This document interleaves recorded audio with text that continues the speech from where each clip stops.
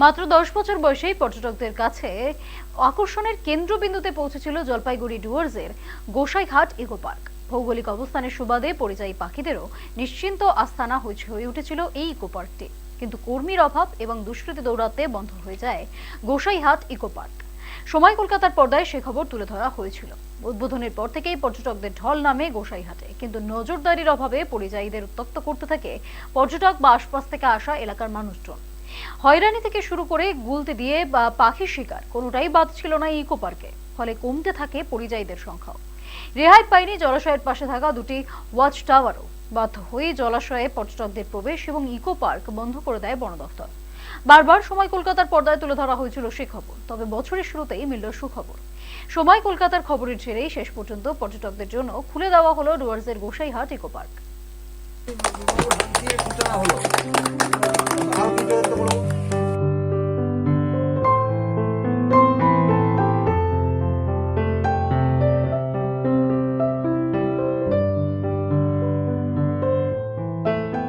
বছরের শুরুতেই এই বনাঞ্চলের মানুষের কাছে বড় আনন্দের খবর, কারণ গোসাইঘাট ইকো পার্ক আজকের থেকেই খুলে গেল। দীর্ঘদিন ধরে এই এলাকার মানুষজনদের একটা দুঃখ দুর্দশার ছবি আমরা তুলে ধরেছিলাম যে এই পার্ক বন্ধ হওয়ার কারণে বিপাকে পড়ে গিয়েছেন।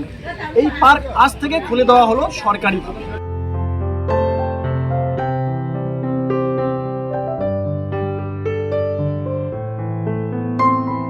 দীর্ঘ প্রায় 10 বছর পর আমাদের ডিএফও সাহেবের উদ্যোগে আমরা প্রাথমিক পর্যায়ে পার্কটি খুলে দেওয়ার ব্যবস্থা করেছি। সেক্ষেত্রে আমরা আমাদের যে এখানকার 3টে বনবস্তি আছে, কুকলুং, মেলা এবং গোসাইঘাট, সবাইকে একসাথে করে আমরা যাতে আগামী দিনে এগিয়ে যেতে পারি সেই আশা রাখছি।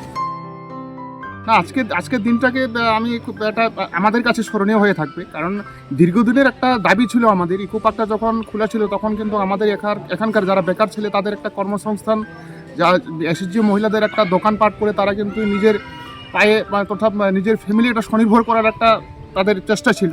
কিন্তু বন্ধ হওয়ার পরে কিন্তু অনেক আমাদের এখানকার যে এসএসজি মহিলা তারা কিন্তু একদম বেকার হয়ে পড়েছে, এবং আমাদের যারা বেকারত্ব জীবনযাপন যারা করছে ছেলেরা, তাদেরও কিন্তু একটা বেকারত্ব জীবন কিন্তু কাটাচ্ছিলেন। কিন্তু আজকে অনেকটাই কিন্তু আমরা স্বস্তির নিঃশ্বাস আমরা পেলাম। এই কারণে আজকে যেহেতু একটা প্রাথমিক পর্যায়ে আমাদের ইকো পার্কটা খুলে গেছে, সুতরাং আজকের থেকে বন দপ্তর এবং আমরা যারা এখানকার জেএফএমসি যে কমিটি রয়েছেন, আমাদের যৌথ প্রয়াসে এটা খুলে দেওয়া হলো আজকের থেকে।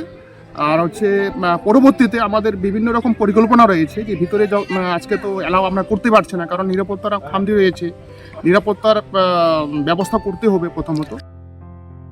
তো বেশ কয়েক বছর ধরে বন্ধ, তো আমাদের সত্যি ডুয়ার্সবাসীর জন্য আমাদের একটা আনন্দের বিষয়। আজকে থেকে আমাদের এই গোসাইঘাট ইকো পার্ক খুলে গেল।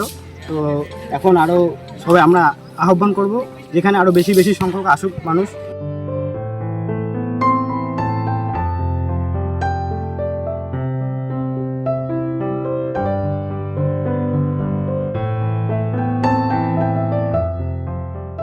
এই ইকো পার্ক সংলগ্ন এলাকায় রয়েছে 3 রাভা জনজাতির মানুষের বসবাস, যাদের মূল জীবন জীবিকা কৃষিকাজ ও জঙ্গল থেকে জ্বালানির কাঠ সংগ্রহ।